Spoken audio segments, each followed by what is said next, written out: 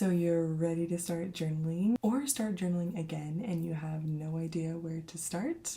Don't worry, I got you. Today I'm going to share with you 3 basic journaling styles, why I think they're so important for you to do daily, and how to set up a cozy journaling spot in your house to entice you and get you to actually be journaling every day. So let's get to it. Hey guys, welcome back. I'm Krista and I help women set up custom planner and journal systems to help organize your life and basically just get your whole life together. So if that sounds like something that you want help with, you should subscribe and stick around. If you want my personalized help with that, where I can help you create a custom planner and journal system to help you get your life together, click the link in the description box where you can see how I can help you do that. Let's go ahead and get into it. So probably most of you that are watching this have journaled at some point in your life. So most people start off journaling by using it for one of the 3 kind of purposes that I'm about to share with you, and the first one is record keeping. So I started journaling this way when I was younger. It was kind of just like a diary, right? Dear diary, today I did this and this happened, and maybe a little bit of like how I was feeling each day. So that's like one of the journaling styles, which is a great way to get started and a great way to get back into it if you're wanting to get into it. But there's another journaling style that I got into a little later in life, which is a style of journaling called bullet journaling. So if you haven't heard of bullet journaling, I love bullet journaling, and my definition of a bullet journal is a planner you plan on keeping, which makes it a planner and journal in one. It's normally a blank dot grid journal, so it's not lined, and you can set up layouts however you want. You can set up calendars in your planner. You can do some free write journaling in your bullet journal as well. It's whatever you want to make of it, but like I said, I like to use it for planner purposes.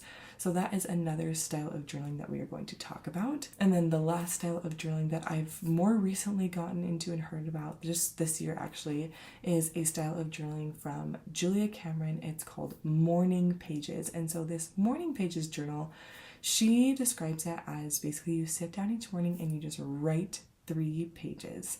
This is not necessarily for record keeping purposes, according to her, because this is something that you're not supposed to look back at and read. You're not supposed to let anyone ever read this journal. So it's literally just like stream of consciousness, getting your thoughts on paper, writing for 3 pages. Those are kind of like 3 different types of journaling styles. And we're going to talk about today why I think it's important that you come up with a planner and journal system that will help organize your mind, clear your mind, really, so that you can be doing all the fun things that you want to do on your planner. So to set up a personalized planner and journal system, you are going to need a way to plan and a way to journal. And so ideally that would be like an actual journal that's a planner and an actual journal that's just like a journal. You could eventually combine them, and they don't have to necessarily be at both journals. Like one could be digital, one could be physical, but those are the 2 things we're going to want to focus on today is a planner system and then a journal system.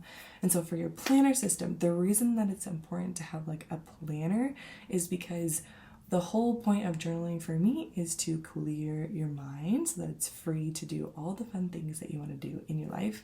And so a planner will help you do that because that's going to clear your mind of any sort of task you have to do. That's where you can put like your chores throughout the week that you have to do. And it also can clear your mind of like events and appointments and just orient yourself in time. So it will organize your time and it will organize your tasks, because otherwise those things just kind of float around in your mind. I like to think of putting tasks on paper. Like if you don't write down something you want to do in a planner somewhere, then your brain is like pictured as hands. Like your hands are full. If your hands are full of like this task that you need to do, you can't do anything else with your hands. So like if your brain is full of like, I need to do this task and this task and this task, it doesn't release it somewhere and put it in a designated time or a designated spot, then your brain's going to be full and you can't use your brain for anything else that's really fun and cool to use your brain for. That's why the planner is important. But the other thing that the planner is good for is this is actually where you're going to put your record keeping. So if like you're someone who journals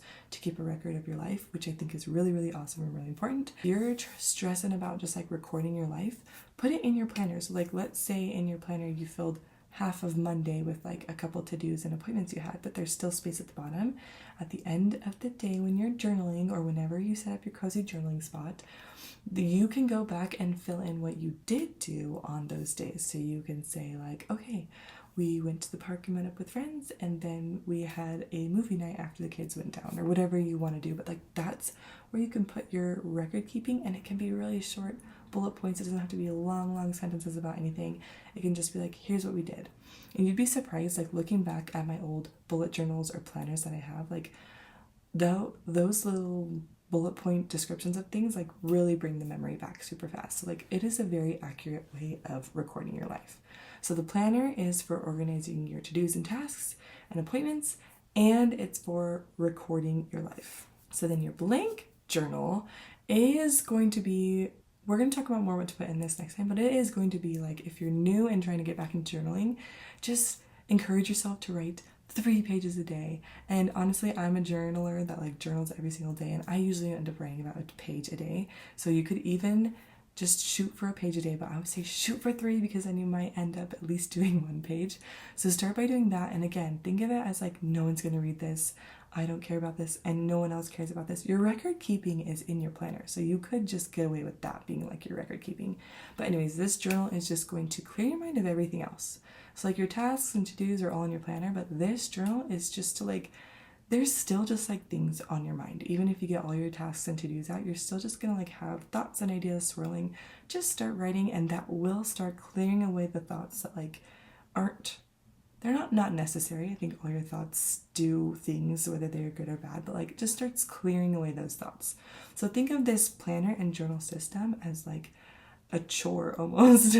Because the purpose of this planner and journal system is to clear your mind, it is kind of like a chore, but it's like a fun chore. Okay, so let's get into the fun part. Like, how are we going to make this something that we actually want to do? So I like to say that the fun part is making your journal beautiful. So the way I make it beautiful is I have my favorite pen, and I have my favorite markers. And I just like pick a couple markers that I'm into for the month. This is Wicked month, so pink and green, of course, but you pick a few markers or just 1 marker. You have your favorite pen, and you just kind of doodle some stuff, do some fun lettering, entice yourself to get into the journaling. When I first started bullet journaling, I saw lots of like very talented artists who would create these elaborate cover pages in their bullet journals and doodle and draw intense things around their planner, and I tried to do that for a little bit, but I couldn't keep up with it. So to me, a beautiful journal is one that you actually do. So whatever's going to be fun and easy and get you actually journaling, that's what you want to do. So like, it could just be your favorite pen, but if there's other things that make it like beautiful and fun to do too, loop those in with your journaling setup. So let's get into our journaling setup. In your house, I want you to think of a spot that you could use as your cozy journaling setup. And if you don't have anywhere right now, like wherever you're eating normally, so like your kitchen table, that's a great cozy journaling spot. And I'll tell you why in just a second. So like, for me, growing up, I used to journal in bed before I went to bed, which is a great thing because, you know, I was always going to go to bed every night, so I would always journal right before bed every night. Something else that I used to do is when I was on a study abroad in Paris, I used to like visit really beautiful spiritual churches, and I would just like sit in the pews, and there wasn't much else to do, but I would just journal. And so like, you could take your journal with you places and journal fun places, but that's like for someone who's like journaling all the time and constantly journaling, someone like me. For us today, if we're trying to start to get into the habit of journaling, I want you to stack journaling with a habit that you either want to do or that you know you're going to do already. So for example, for me, I know that something I have to do every morning is feed my kids and feed myself.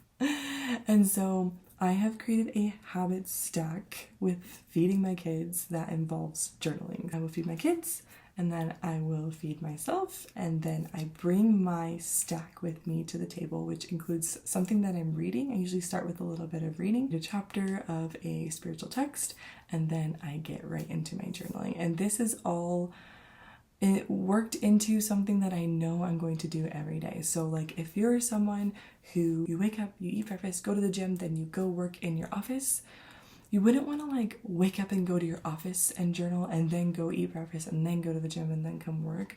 I would say you would either want to tack on journaling with eating breakfast before you go to the gym, or if you're going to work from home, like tack it on with like, oh, before I work from home, I always start by journaling for 5 minutes before I do that. So like tack journaling onto like something that you're already doing, but make it a spot that you enjoy being at. So like for me, according to my human design, I enjoy hanging out in kitchens. So that's why it works out for me that I'm journaling at the kitchen table. That's just like where the energy is good for me. I enjoy being around people. I enjoy being around my kids. I will often journal in my office, like either at night before bed. Sometimes I'll journal at night before bed in my bed.